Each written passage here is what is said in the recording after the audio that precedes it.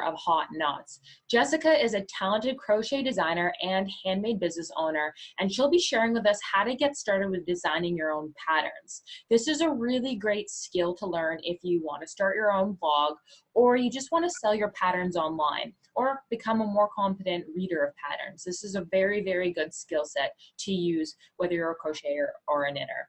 So Jessica, thank you so much for being here. Thanks for having me. Hi guys. I really appreciate it. Jessica and I have been working together for a while, and Jessica has so many beautiful designs. I believe focusing in the house and the house set. Yeah, right? Yeah. Okay, well, why don't you take a few minutes by just telling us a little bit about why you decided to start a handmade business, and about the business and how you got started. Well, what happened was I live in Italy, and so I was having a hard time with the economic depression here, and I did not want to teach English anymore. So I kind of found myself in this place where I wanted to be an entrepreneur and use my college degree. I have a degree in business, and do something that I love, and I always have loved crafts. And I also needed a job that was flexible because I was a new mom and my husband is Italian military. And so we're always moving all over the place. And so it just kind of hit me at a certain place in my life where I needed this type of freedom in my life to do my own thing and do something that I love and make money from it that's substantial.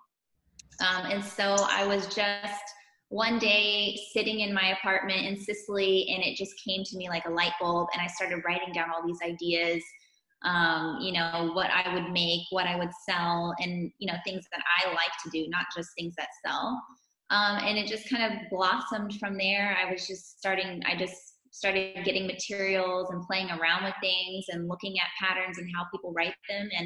And then I had a coach who started to coach me on how to sell things online. And she kind of edged me in the direction of selling patterns instead of selling physical items, because I had the challenge of shipping overseas since I live in Italy. And so I just started to go more into that direction of working more into passive income, basically, and that's how that started. This is why I love this Handmade Business Summit. There's so many different ways to run businesses in the craft space, and I just love that, you're living in Italy. And I think a lot of people wonder, well, is this only for US based people? But the fact that you're living abroad and doing it, I think is really great proof that no matter where you are in the world, or, what your direction that you want to go in, running a handmade business is totally possible. Oh yeah, most definitely. And are you full-time now?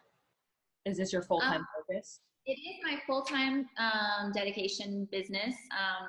I don't financially, I'm not able to, support myself financially. Of course, my husband helps in with that. But it is what I've decided to focus on full-time. Yeah.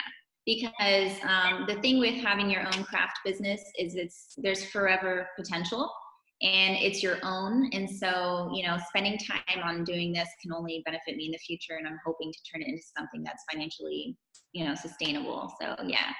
Yeah, that's the thing about, well, really any business, but especially the handmade business, there's so many possibilities with it. So I think a lot of people who are watching this aren't necessarily looking to make a full-time income. They're looking to subsidize their current income, or maybe they're retired and they just want to pay for, their yarn costs, covering your yarn costs every month. Exactly. Well, the thing is like, I do this anyway, all day long. So it's not like I'm losing anything. So for example, last year I was working in downtown Rome, commuting 4 hours every day. And I crocheted in the train every day. I was doing this all day, all night, when I would wake up in the morning. So you might as well make some money from it. And the dream, of course, is to have a full-time income from it. So I'm just trying to get there. That's awesome. I love that you said that, because all of us as crafters, crocheters, and knitters, we're doing it already, right? So often starting a business, it's really a byproduct of just making little tweaks in order to use what you're already doing in order to make an income, which there's not many other businesses that you can start where you're actually already doing that thing. Mm-hmm. That's true. And you mentioned that your focus is on selling your patterns, and I really love that for a lot of reasons. One of which you already mentioned, which is you can be location independent. So you can live in Italy, or you can live in New Zealand or South America. You can sell those patterns. And then the other reason is it's more scalable, right? So when you're making handmade goods yourself, you're limited to the time that you put into it. Whereas with patterns, you could sell 100 or 100,000 of those patterns, and the initial time cost is the same, which is really cool. Right. Yeah, and that's kind of where the other light bulb came on. So after about I would say 6 months of when I started my business, I was only focused on selling physical products. But the problem is nobody really values physical crochet items today, probably like they did before. And so I had a really hard time with that. I mean, for me, my crocheted rugs were like worth so much, but to someone else, they weren't worth a lot.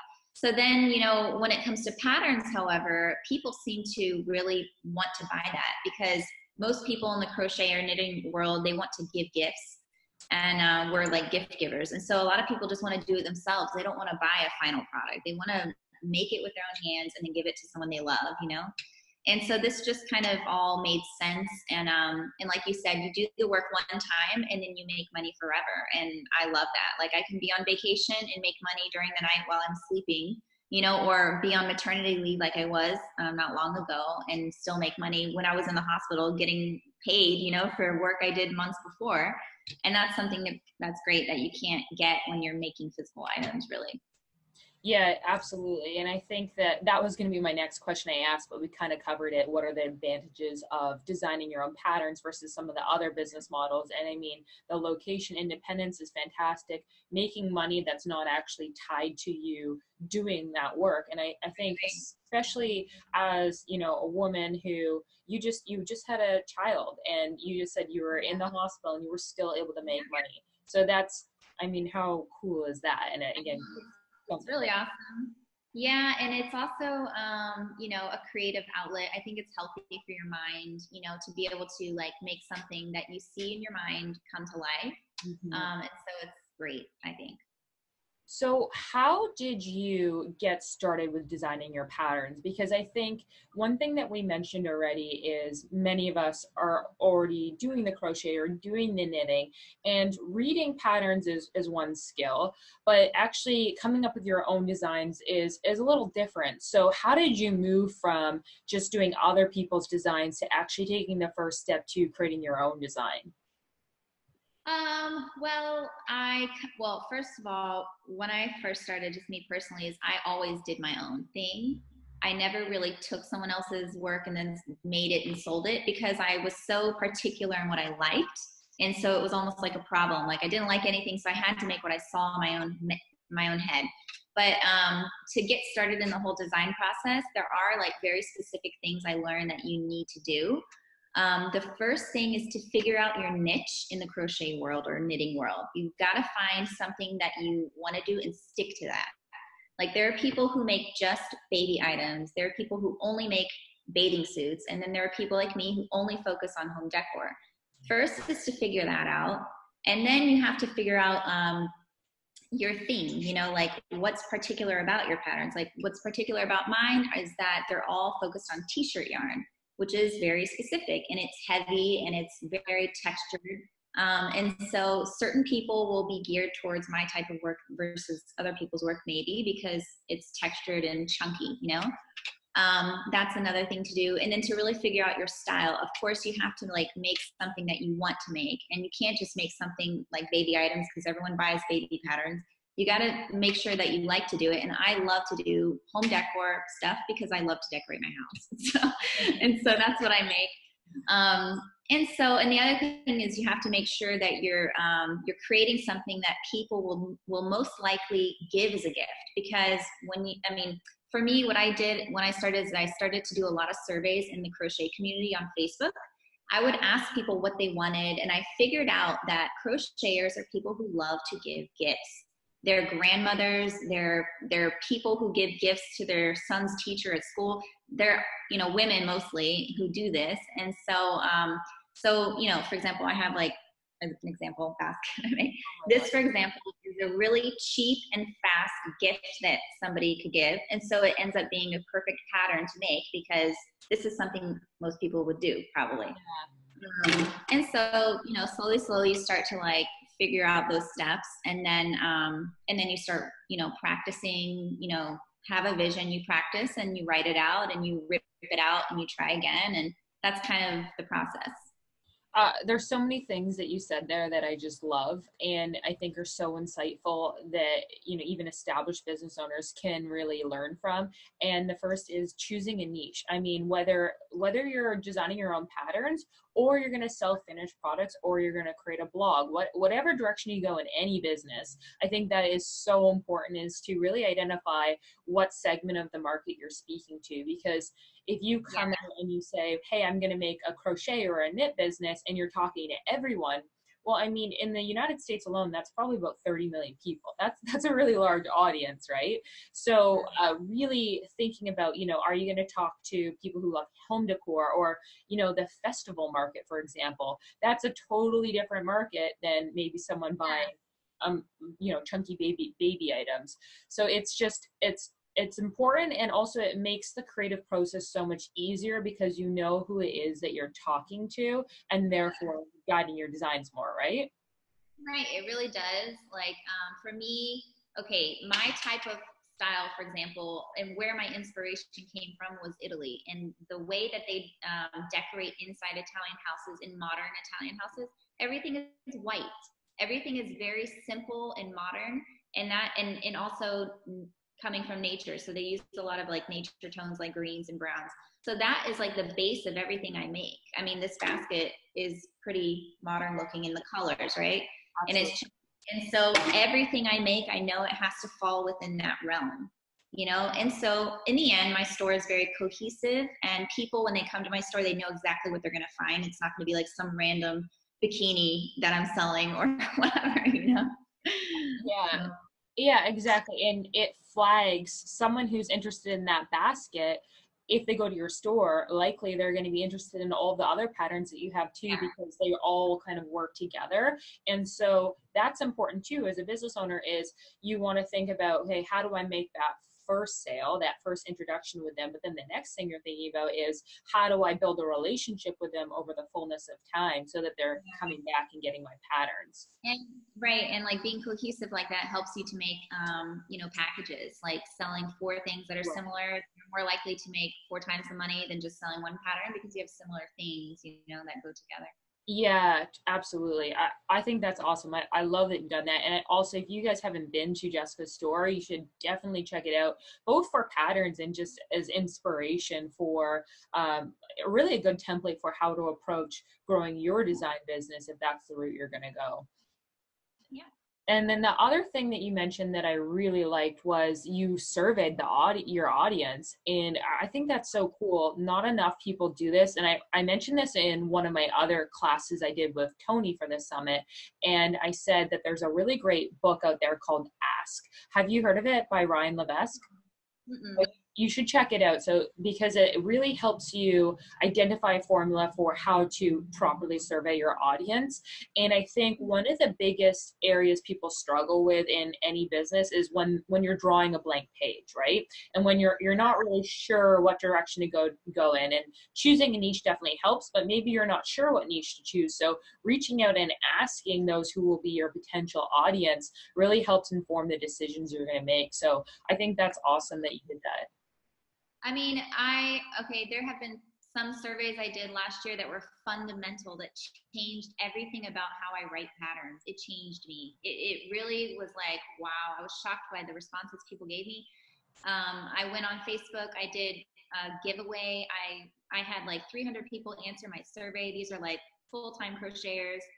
And I found out exactly what they wanted. And it was so clear. Everybody wants the same thing. They want step-by-step clarity. They don't want to have doubts. They don't want to have questions. They just want more. You know, everything being explained so well. And then I went back and I looked at my patterns and I realized, wow, I'm not explaining enough, you know? And so, oh yeah, it's a really huge deal to do surveys and to ask the audience and give them what they really want, you know? Yeah, and it helps you kind of learn and evolve in your own business as well, which is great. And so on that note, I think you brought up a really good point about pattern writing. So with that said, are there any foundational skills or base knowledge that you think someone should have when they start designing their own patterns? Yes. So I would say the first thing is you have to know the standardized stitch abbreviations and not make up your own. I would say that's really important. Another thing is to just realize that not everyone comes from the same country, even if they all speak the same language. So to not assume that, you know, a double crochet is a double crochet in the UK, or what we call worsted yarn in the US is not the same in Australia. And so making things extra clear to people is just really helpful. Mm-hmm. And then also different countries use different terms. Like in the States, we say yarn maybe for everything. In the UK, they say wool for everything, even though it's not actually wool fiber. So it's really, you got to be really careful on how you specify what materials you need for a pattern. Don't just call it wool if it's not actually wool, because that, increases the cost for people if they want to make like a sweater. So those are things to keep in mind when you start designing. And yeah, just keep in mind that people come from different places, and maybe also to understand how to measure your work, and to get a gauge, to always put a gauge in a project so people can know how much they need to buy, and if they're doing it to the right size is also a good idea. Yeah. So really just clarity, right? Really making sure it's step by step. And I think that's what you kind of mentioned you learned from the survey responses, is making sure they have. And I mean, I know that when I started designing my own patterns, the kind of the first step to that was making sure you could read patterns, right? Because some Yeah. people are very used to just watching video tutorials. So you assume all crocheters can read patterns, but that's not necessarily the case. So if you're someone who maybe isn't familiar with reading patterns, definitely start there and just really, start translating other people's patterns into plain English, or how you would actually crochet it. Right, right. That's very true. I I think, um, I also teach workshops and to complete beginners here in Italy, and it's amazing how much we forget as, like, longtime crocheters, how hard simple things are. So that's also a really great learning tool if someone who wants to start designing patterns, to maybe do a workshop or teach a class one time, and they'll really realize how step by step it has to be for somebody. It's better to just give more information than to not have enough, I think. yeah, absolutely. And I mean, even if it's just grabbing a friend who has kind of expressed interest in the past about learning how to crochet or knit, and, giving them a little lesson, I think that's a really good tip. Yeah. All right. So how do you actually come up with your ideas for your designs? Where do you draw inspiration from? Well, so all of my inspiration started from Italy. So in Italy, when people think of Italy, they think of the old things, the antique stuff and the nonna cooking the pasta and all that stuff and all the colors that Italy is. But actually, modern Italy is not that way. If you go into someone's house today, it's probably white with very sleek lines and just pops of color here and there. Cactuses are everywhere in Italy. There's things, yeah, and olive trees. And so all of this, like nature plus the whiteness of houses and how clean and spacious they are, gave me my inspiration. And then, so then I started to get passionate about home decor and putting, things that go in Italian homes. For example, they all put, plants in their houses. So I started to make plant covers, for example, baskets that go around the plants. And that's kind of how, I started with all of that. Yeah, so you're kind of I mean, you live in Italy, so you're looking to your surroundings to just see what inspires you. And that kind of comes back to what we were talking about earlier regarding choosing your niche. You might be someone watching this summit and maybe home decor doesn't do it for you, but that's okay. You might get inspiration, or feel yourself getting really excited when you are around, the festival vibe or whatever it is. So I think just, yeah, going back to that clarity of what niche you want to pursue is going to help you with inspiration. And it has to be something that resonates with your life. Like in my life, where I live, it's very typical to bring a gift to somebody when you go to dinner or whenever they have a new house. So you're always thinking of what can I give somebody? Well, maybe it should be for their house so that it's useful. And for me, I'm just that type of person. I like to have useful things in my house and I like to give useful gifts. And so, yeah, if you're not that type of person, then yeah, you should probably make something else that's useful for your life. But Yeah, that's really cool. That's really helpful for people who are kind of figuring out where to get inspiration from. And do you use any tools? Like, do you go on Pinterest, or do you look at magazines, even outside of the crochet space? Is there anywhere else that you seek inspiration from? I do a lot of research online on Pinterest, especially. I love to go to Pinterest and just scroll through and look through things, and I like to use Instagram. I follow a lot of artists around the world, and I see what they make, and then I am like, oh, that would be a great idea with an Italian twist on it, you know. So I do, yeah. Okay, so would you walk us through step by step what your design process looks like? Yes. Well, if I tell you, I have to kill you, you know. I hope not. Okay, so, well, the first thing I do, let's see, I usually look at my shop and I think, okay, I need to have this many patterns to maybe even be seen online, right? Because online is not at all like a physical store. I usually research and think about new colors that are coming out maybe for the summer, or I think about the next holiday that's coming up. Let's say it's going to be Easter. Okay, what can I make that goes along with Easter? Maybe I can make an Easter basket. I don't even have that in my shop. And then I think, well, how can I make that fit my store already? And maybe I should use certain textures or colors that go along with my store.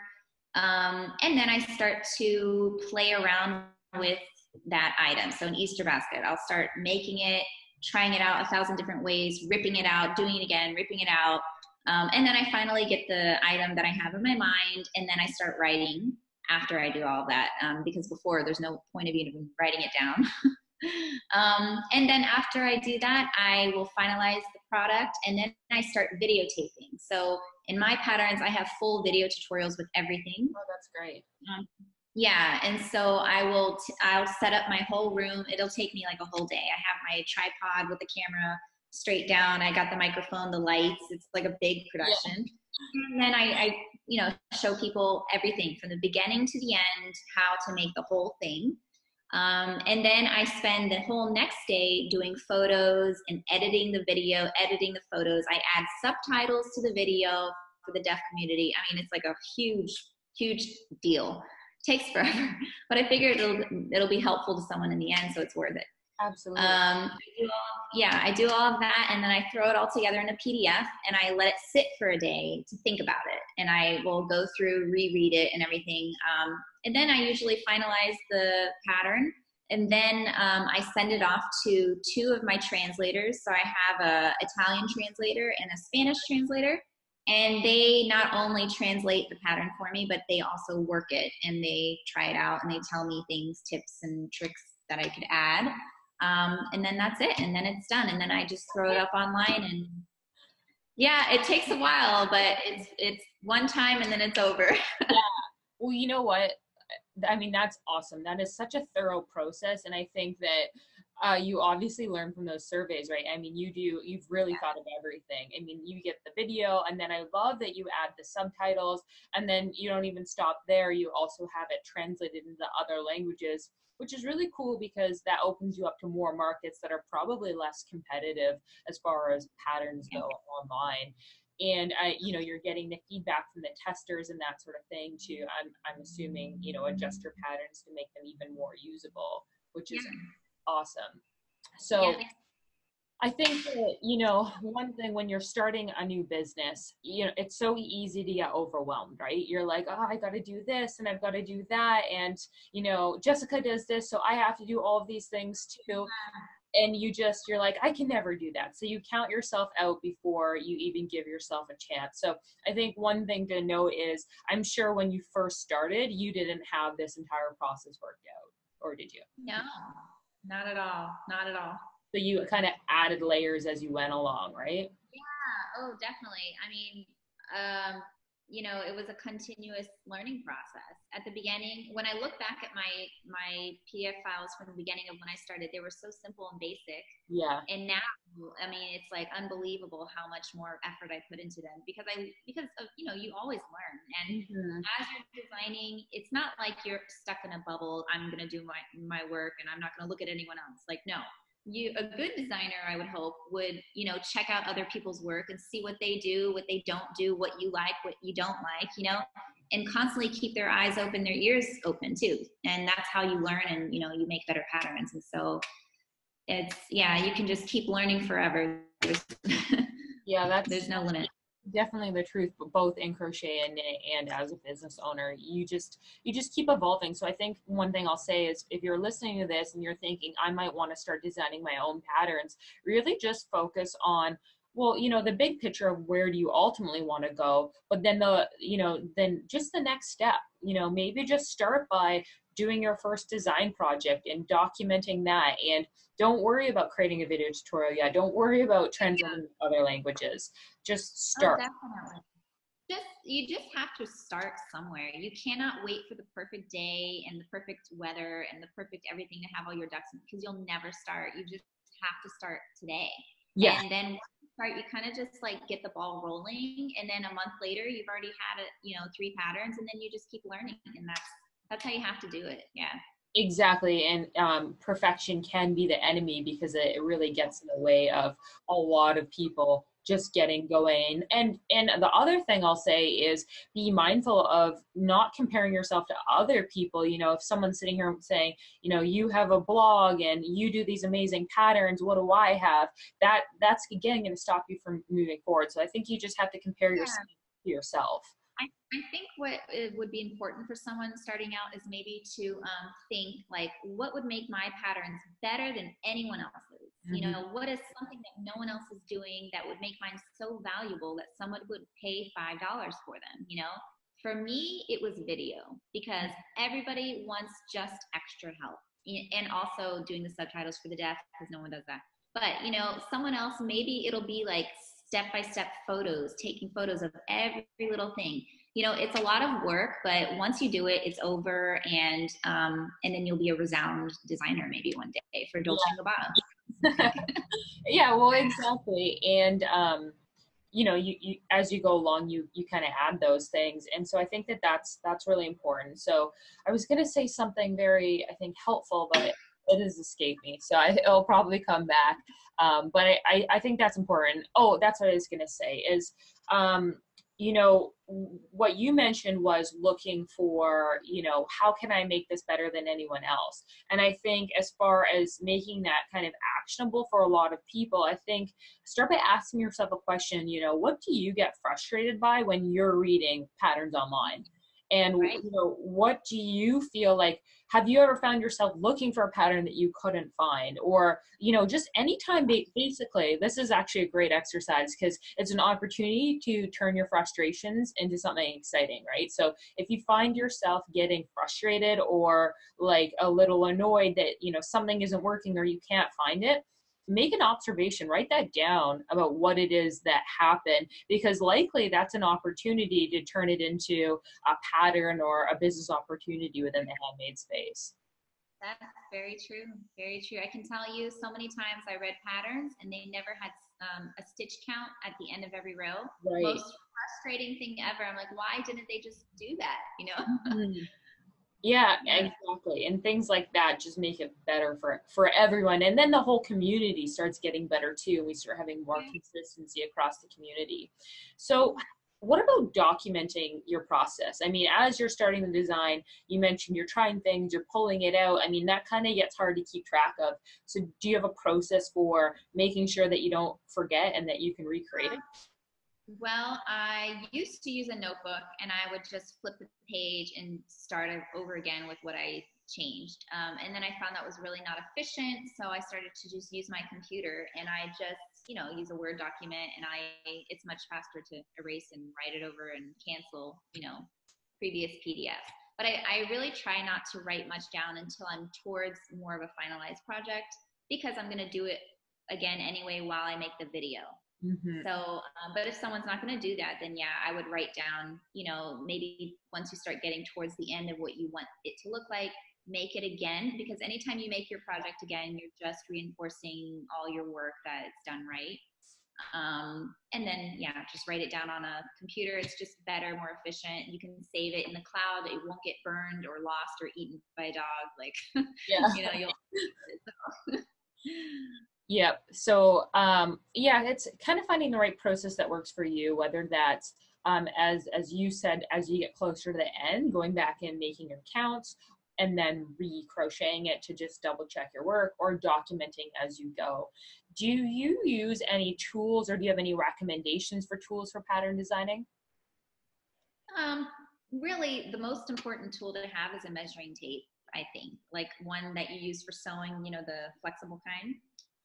Because if you have to measure everything, I feel like at the beginning, it's like if you're making something particular that has to fit inside of a cubby hole, you got to measure. And I use that constantly. In fact, I wear it around my neck, and Yeah. I always have it on me. I'm measuring the gauge at the beginning, the final product at the end, the height of it. That just helps people out, I think. And then I think the second most important tool would be a tripod and a camera, so that you can document in the most, with the most fun angles. And Yeah. what's popular today is, the straight down shots. What are they called? Eagle's eye? I don't even know. Yeah. Yeah, Birds. bird's eye view. Yeah. So, I had to like research for like months on how to do that. How do people do that? And I found a tripod that took another month. That's a really great tool to have at the beginning, because photos tell you so much more, especially when you go back looking through things years later. So yeah, that's a really important tool to have. And it would be great, you don't have to tell us right this second, but it would be great if you could follow up with the tripod you use or the resources you end up finding that work well. And then that way we can include it in the resources below for everyone. Okay. Because it is kind of one of those things, right? You see all these videos and professional photos and you're like, how are they doing that? And I know. it, Yes. Yes. there's Be like like, no how on resources. earth do they do that? Yeah, and just trying to like piece it together in your head, it can get overwhelming. So that's a really great resource for people. Yeah. All right, so as far as creating your first pattern goes, what do you think some of the most common mistakes people make or encounter when creating their first pattern? Oh, I would say, well, the one we've talked about so many times is not being step by step enough. The first mistake is to think that everyone can understand what you're writing, so that everyone can read your mind. Especially if you're speaking to people who don't speak English as a first language, and they but they speak English. It's so important to be overly clear. And what I mean by that is like including stitch abbreviations, explaining how to do stitches, writing the stitch count at the end of every row, just being overly, even repetitive. I know it's boring for people who are like intermediate and up, crocheters, but a lot of crocheters who buy patterns are maybe not advanced crocheters. And so just being extra, clear is probably the biggest mistake from, beginner pattern designers. And so on that note, when you're done a pattern, and you alluded to it a little already, what's your process for testing that pattern, either yourself or sending it out? Well, what I do is I reread the whole thing very carefully. I watch the video to make sure everything coincides, and then I send it out to my pattern testers, who are also my translators, and they do the item for me, and they also translate. So that's my process. Okay, and how did you find your pattern testers?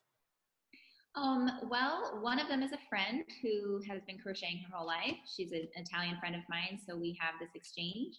And another one reached out to me from Mexico, and she does everything for me as well. So That's so cool. And as you grow a community online, you'll find that you grow a network of people who do start reaching out to you, or you can just post on your Facebook group. But in the meantime, for those of you who maybe don't know people in their regular life who crochet, if you go online, you just search pattern testers. There's a lot of people who offer this as a service, and I think it's a great resource, especially as you get started in your first few patterns. You'll want someone to go through and literally they'll just test your pattern and then they'll give you feedback on where they saw issues. I mean, I encourage you to do this with every pattern, but absolutely when you're starting out, it's just going to force you to become a better pattern designer and documenter of that pattern, because you'll learn where there's issues in what you've recorded. Right. Oh, absolutely. Now let's move from designing the pattern to actually monetizing the pattern, because that's the goal of the class that we have today, is to actually earn some income from the patterns. So how do you actually monetize your skill for designing patterns? Where is it that you're selling and how are you earning that money? Well, I sell on Etsy. I started with Etsy, throwing my patterns there. But I quickly learned that people don't go on Etsy to look for crochet patterns. What people do is they go to YouTube and they go to Pinterest. So I started to advertise like crazy on Pinterest to bring people into Etsy and from YouTube into Etsy. And then I discovered Ravelry, which is a huge major crochet or knitting site that if you don't know it, you really got to get into Ravelry. I sell on there. I sell on different other, crochet platforms like lovecrochet.com, for example, or craftsy.com. So selling directly like that is one way. Another way that you can monetize is by reaching out to crochet magazines and offering your patterns up. That's a much more complicated and heavy process that takes a lot of time and dedication, but it can be worth it because, your name will be out there. Basically, you're just opening yourself up. And you can also create a book out of all your patterns and get it published, and it could end up in Barnes & Noble, for example. That could be yours, and that's one of my dreams. Hopefully I'll do that for t-shirt yarn patterns. So there's lots of different ways. You can also offer your pattern onto a blog and maybe get subsidized from that. So there's a lot of different things you can do. Yeah, it's interesting having the skill set of designing your own patterns. There are so many different ways that you can go about creating your own business.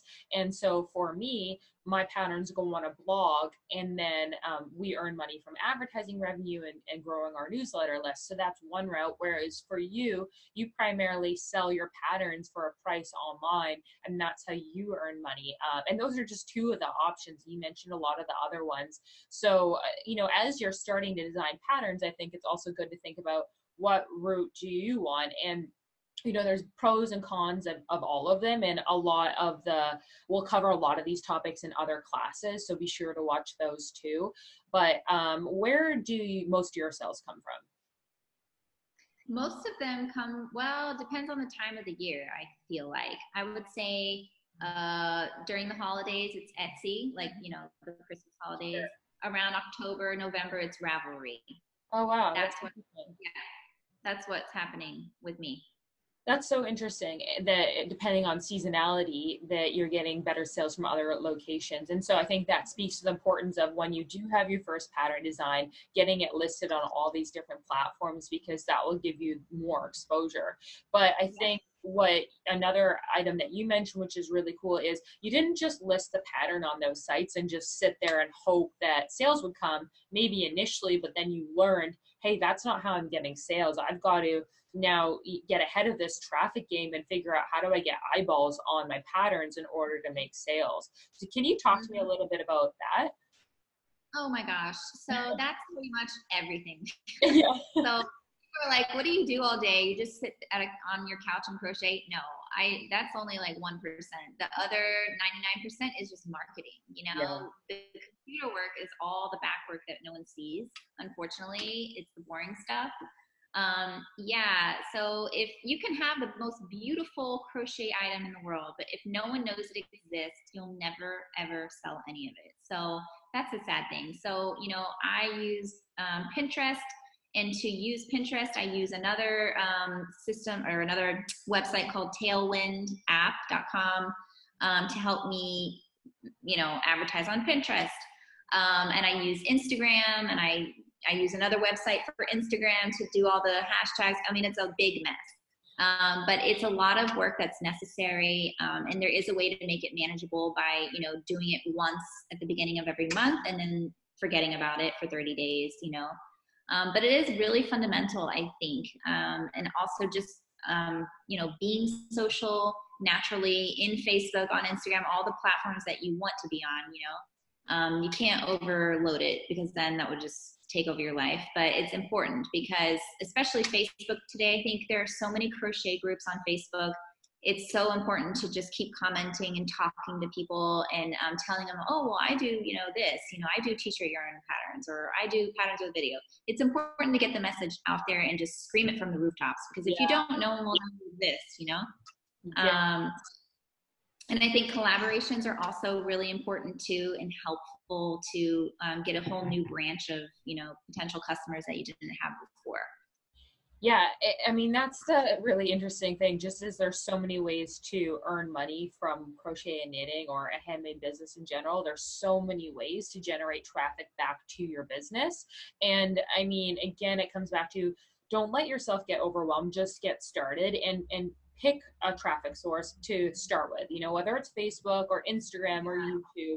And just start with that and focus on that and get some level of understanding on that. Because the reality is any and all of these traffic sources can eventually lead to a point where you're earning a full-time income. It's going to, you know, take time for you to get there. And I don't recommend to just rely on one, but start somewhere and just work on it progressively. And as I mentioned, there's a lot of other classes that talk about traffic generation. So be sure to watch those, because there's so many great makers out there who have, you know, figured out a system that helps them generate sales with traffic on those networks. And I think that, you know, it's worth looking to see who has had success in areas you're looking to have success, and how can you bring elements of that into your business. Yeah. So with that note, one of the things that we like to end on with these classes is just trying to summarize action steps for people and make it, you know, as usable as possible. So if you were talking to someone who was saying, hey, I want to get started with pattern designing, and I want to kind of like create my first pattern over the next 30 days. I've never done it before. What are some of the steps that you would instruct that person to do in order to accomplish that task? I think the very, very first thing is to figure out your niche in the market. To also research your competitors. You may not even know who your competitors are. What that means is just to get online and start typing out, you know, okay, say I want to make baby items, crochet baby items. Start following who the big bad girls are, and then see what they're doing right, see what they're doing wrong, see what people are responding to, and then gain that information. And then the next thing would be to figure out what your specialty is in your patterns, what you want to offer people that's not there yet. I don't know. Let's say there's not enough patterns in the Spanish world, go with it. You know, start writing patterns for the Spanish people. I don't know. For me, my biggest thing was video tutorials. I realized no one does this. I also realized no one thinks about the deaf community, and so I wanted to be that person. So, and this just kind of fell into place by being out there and forcing myself to do the research, you know. I fell into that because I had a model who was deaf, and she was modeling my crochet purses, and then it was like, boom, oh my gosh, I totally forgot that people in my videos can't understand what I'm saying. Yeah. And there's a lot of people out there who are deaf who crochet. So you'll have to add subtitles to this now, you know. Yeah, I know, I'm thinking about it. Anyways, so that's another huge thing, to figure out your trait. And then I would say the next thing is to start practicing taking pictures, because with the online world, it's all about a photograph. What's the most beautiful, eye-catching thing? When someone's scrolling on their phone and they see a bunch of flower crochet things, they're going to look at the most beautiful, bright one that, you know, that matches their style. And they're going to click on that, and that is where it all starts. And so pictures are everything online. It gives people a sense of trustworthiness and professionalism. And so start practicing taking pictures. You don't have to have a fancy camera. Just use what you have and learn. Just keep learning. Read tutorials online. There's so much out there. So those would be, I would say, my main 5 things I would say to somebody who wants to start. And then by the end of that month, just go with it and start. Yeah. Yeah. And just get started, right? You know, work progressively through it, because you can always delay things. And I think that's human nature, is you put up obstacles for yourself. But if you just get started, you're going to get so much more comfortable. You know, watch the classes that are part of this Handmade Business Summit. There's so much good information on it with different successful business owners in the handmade space. So Jessica, thank you so much for being here. We'll make sure to include links to your websites, and I really encourage everyone go check them out, because you do an amazing job with your designs. Thank you. Thanks so much for inviting me, and I've been enjoying this whole conversation. It's wonderful to try to help someone else, and so thanks for watching. Yeah, I really appreciate it. And I feel like I have about 10 things I now need to do after talking to you. So it's great. Thank you so much. And I hope everyone enjoyed it. Thanks.